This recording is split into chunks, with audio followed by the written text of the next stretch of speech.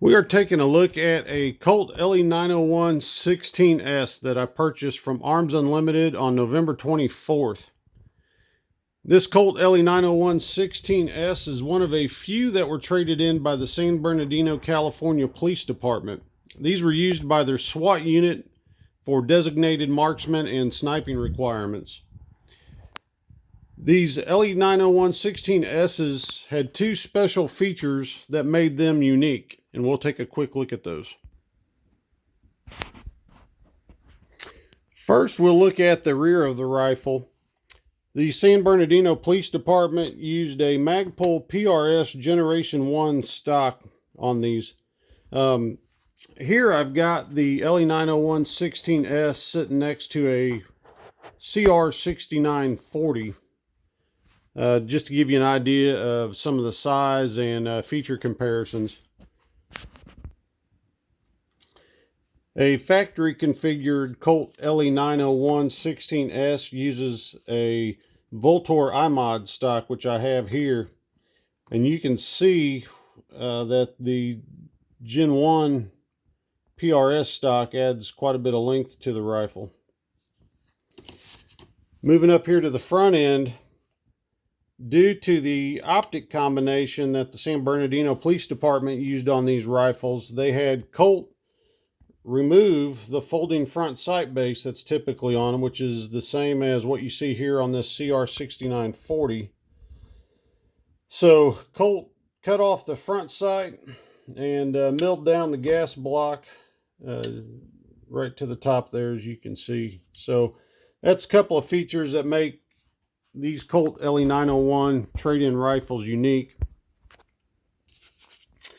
In addition to the folding front sight that's similar to the 6940, the Colt factory LE901-16Ss came with these folding backup iron sights installed, and these are made by Troy Industries and are branded Colt Defense. I bought this one thinking I would put it on the rifle initially, but once I learned that the folding front sight was gone off these, I abandoned that idea.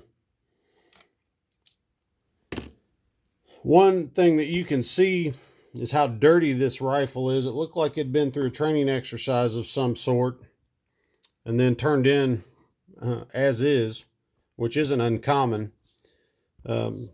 So part of my motivation for doing this video today was to show you how dirty it is and give you a quick look at it before I clean it up today.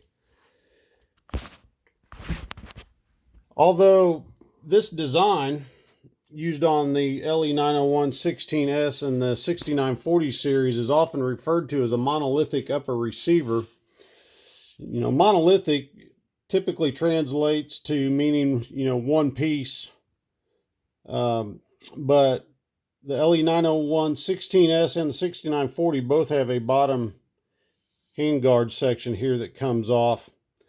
And I'll take that off here and we'll take a look at what's underneath. So on the bottom handguard cover, there's a detent right here that you push in.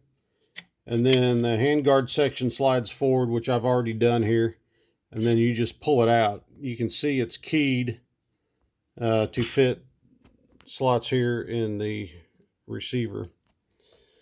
So this is what it looks like underneath the handguard.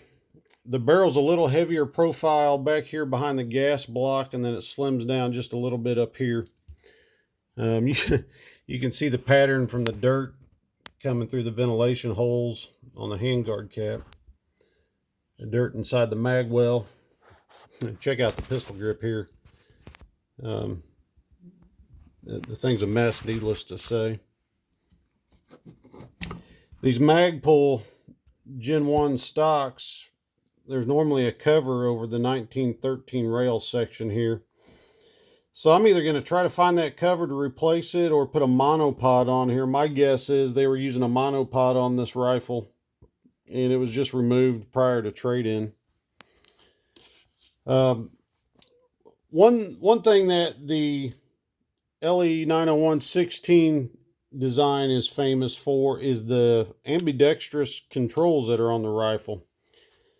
Down here you have an ambidextrous magazine release. You can see as I actuate it on the other side, it moves the magazine release button there.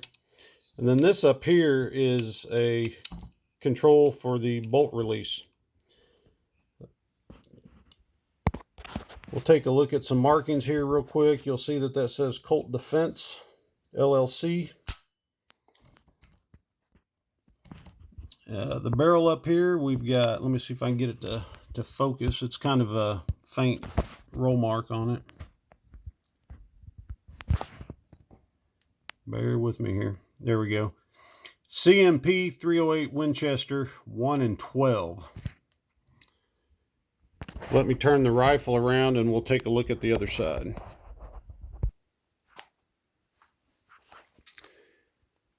So here we see the other side of the LE901.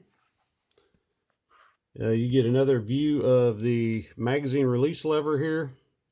There's the bolt catch.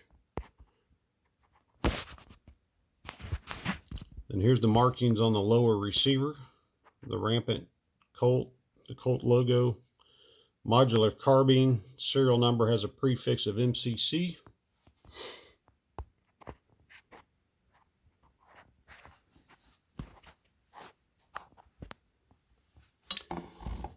So anyway, I thought I'd just give you a quick look at this before I cleaned it up. And there will be more to come on this rifle. I'm establishing some communication with the San Bernardino, California Police Department.